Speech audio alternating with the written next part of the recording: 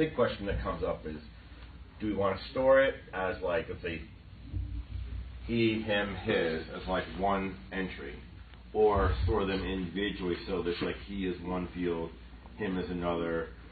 So you could, if you wanted to, let's say, use he and they, right? So the question is, in terms of like from a customer point of view and your supporter list, like which is more useful, right? Is it more useful to allow that finer grained storage, or are we like making it more complicated than it needs to be? And should we just have like a single string, which is going to be he, him, his?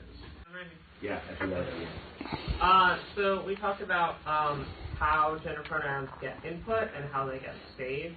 And what we really talked about, I think the conclusion that we came to is that it should be as flexible as possible for how pronouns can be saved. So people could customize while they, them, theirs is very common.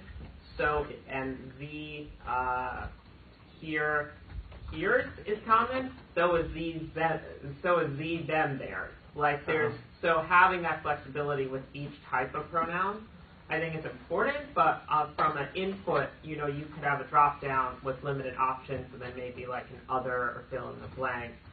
But it's been my experience with the U.S. Trans Survey, with the with the Trans Mental Health Survey, with our Creating Change conference, that having more flexibility with pronouns is really important, and so how it's saved should be as flexible as possible. So, I have a question. So right now you've got gender and gender identity as two fields, and they're both free-form text, but there's a suggestion that gender be the equivalent of like an enum with... Right, we call it flex enum. We have a couple suggestions, but if you'd like to type something So the way I implemented it was, that was a pull down, which I set as a flex enum with male, female, other, and then shows the gender identity field as just a preterm text field if you choose other. That's right.